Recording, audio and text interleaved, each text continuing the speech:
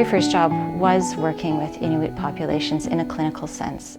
They welcomed me into their homes and taught me about their culture. And it really changed my understandings of what healthcare could and should be. I was always wondering why people didn't get the information that they needed. It was sort of truly a systems level issue, like the barriers to have a say in their decisions about their health.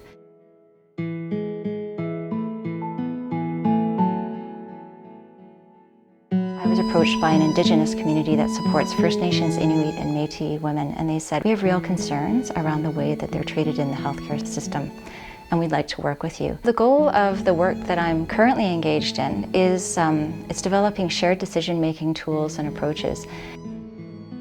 The Inuit partners that I'm working with right now span the healthcare system.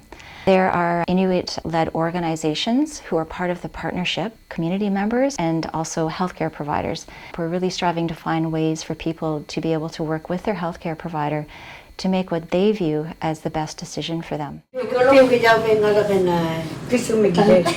I first met with the Inuit interpreter team, I thought this is an amazing group of people. They have a vast amount of knowledge. I felt pushed to be a better person in meeting with them because they do not have easy jobs. OSNI is a program where it's to help the people from the north that comes down here that's new to the south and doesn't know the health system, the doctors, so we help navigate them through the system along with our role is to interpret between the health professional and them so that there'll be good communication. Also like social company to the patients or the parents that do come down or escorts. They don't know the city. We try to help them understanding going around town by buses, which bus goes there.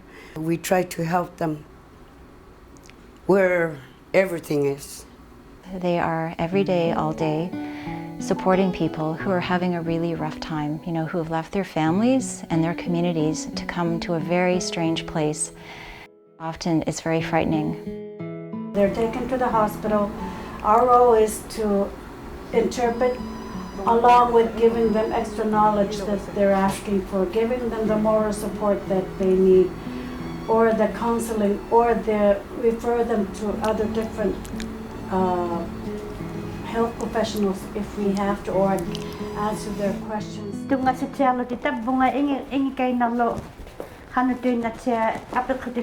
A big part of their job is saying you're not alone, like reassuring and supporting people and trying to provide them with that emotional support, and they ensure that people aren't alone.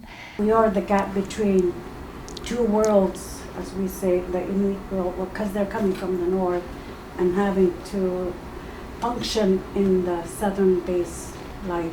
And a lot of times it's their first time, right? Yes. And it's overwhelming for them. It's a big city when you're coming from a very small community. In our study that we've just wrapped up and that we're relaunching in Nunavut, we have this really nice sort of product, and we're calling it the Inuit Shared Decision Making Toolkit. My initial thought was, is it just one of those 1,000 researches that's been done on us that we don't get reports or no follow-ups or anything like that? So I made sure that she kept us in the loop. One of the items in this toolkit is a booklet.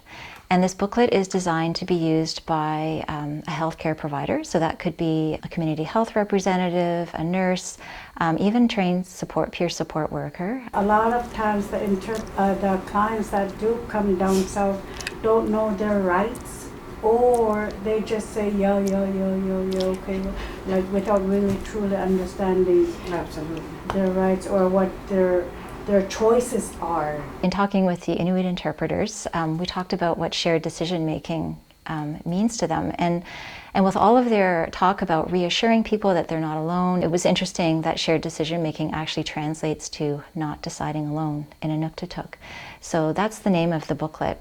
And the big message of the booklet is that it's really important that you have your say in decisions about your health. And the booklet is translated into Inuktitut, And there's a series of questions in this booklet. The first question is, do you understand why you're going to see the healthcare provider? This is going to be a very nice tool for the patients from up north, because sometimes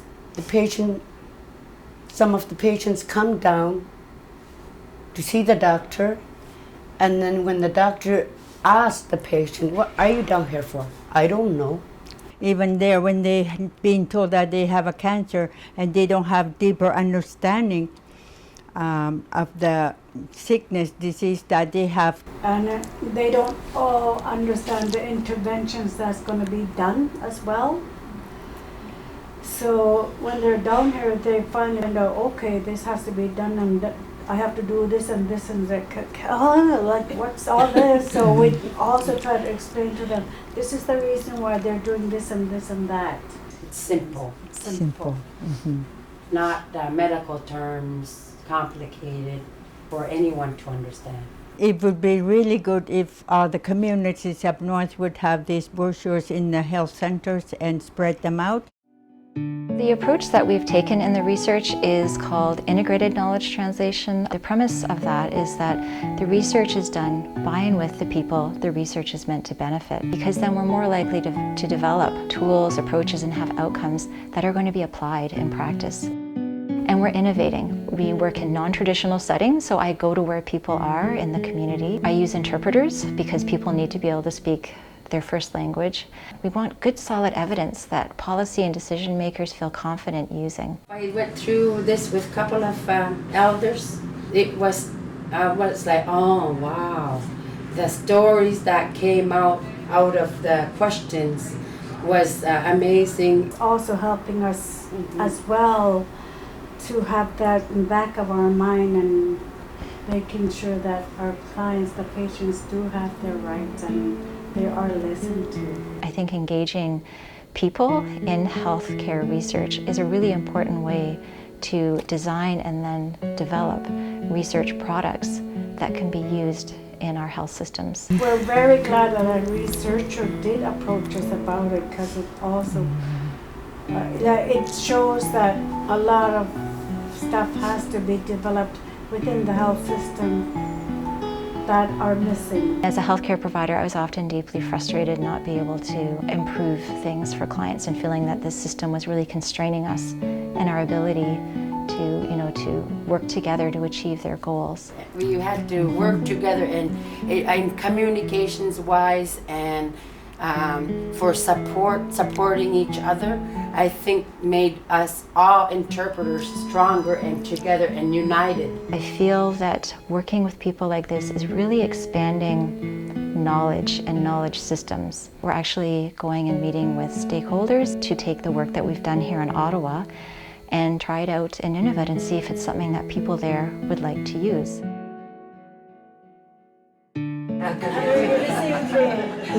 I'm humbled by the generosity of people being willing to be patient with me and to teach me about their ways of knowing.